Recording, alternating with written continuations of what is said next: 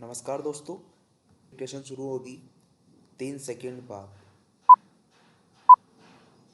Start.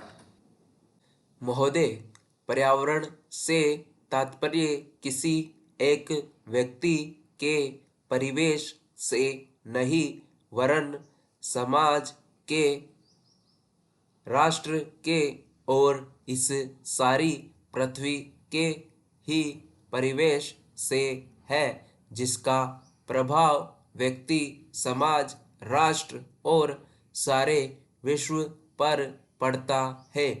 पर्यावरण से तात्पर्य पेड़ पौधों, नदी, पहाड़ या किसी तंत्र विशेष से नहीं वरन उस समग्र वास्तविकता से है जिस पर मानव मात्र का अस्तित्व और उसका संपूर्ण आध्यात्मिक एवं भौतिक विकास निर्भर है।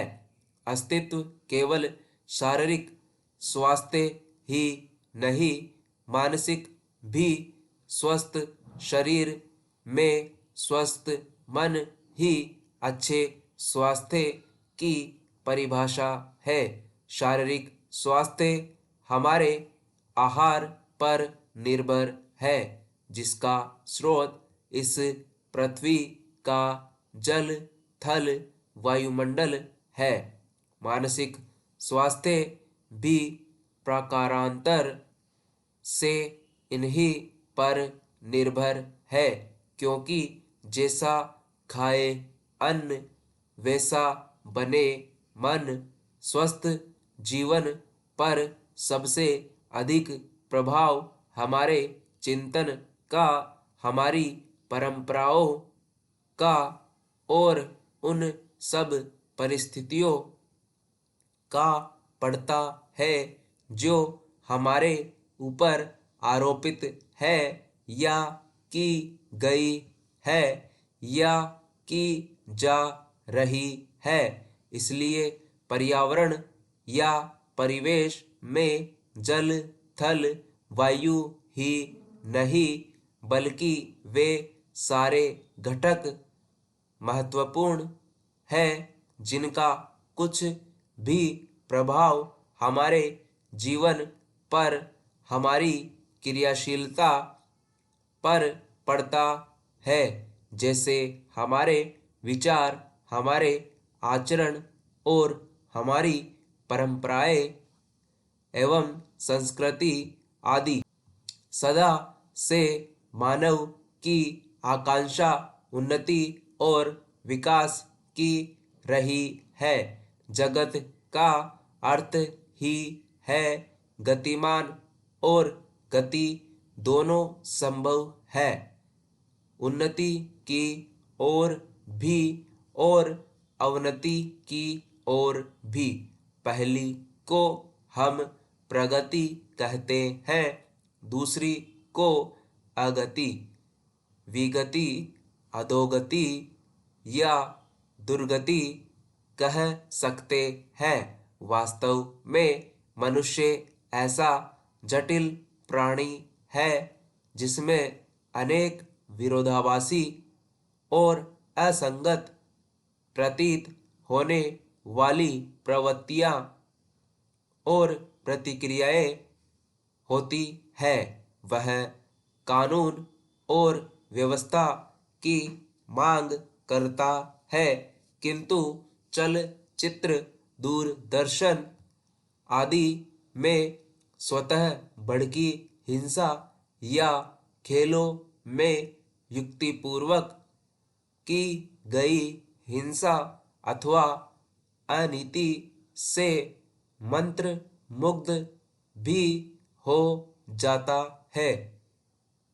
मनुष्य अपनी ही जाति या वर्ग के व्यक्तियों के प्रति प्राय बहुत अधिक प्रतिद्वंदी होता है, किंतु कोई बाहरी खतरा उपस्थित होने पर उनके प्रति हद से ज्यादा सहयोगी बन जाता है।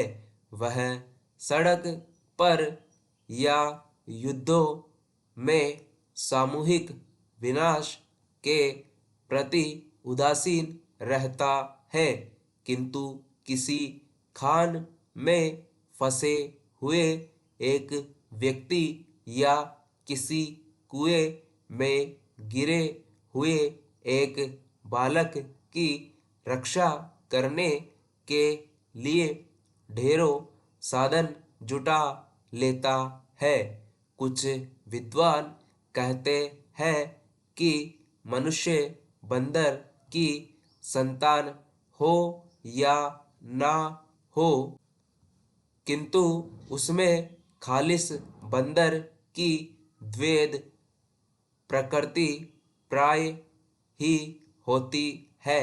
उसमें शाकाहारी बंदरों की भांति वृक्षों में उछल कूद करने की प्रवृत्ति तो होती ही है, साथ ही ऐसे बंदरों की स्वाभाविक जिज्ञासा भी होती है जो अत्यंत संगठित गिरोहों में रहते हैं और भांति भांति का मांस खाने में मजा लेते हैं। मनुष्य की ऐसी परस्पर विरोधी इच्छा आकांक्षाओं से निपटना असंभव होता है, फिर भी किसी प्रकार का संतुलित मध्यम मार्ग अपनाना अनिवार्य होता है। यही बुद्धिमानी का रास्ता है। विद्वानों ने मानव की मूलभूत आवश्यकताओं को 5 स्तरों में रखा है। स्टॉप।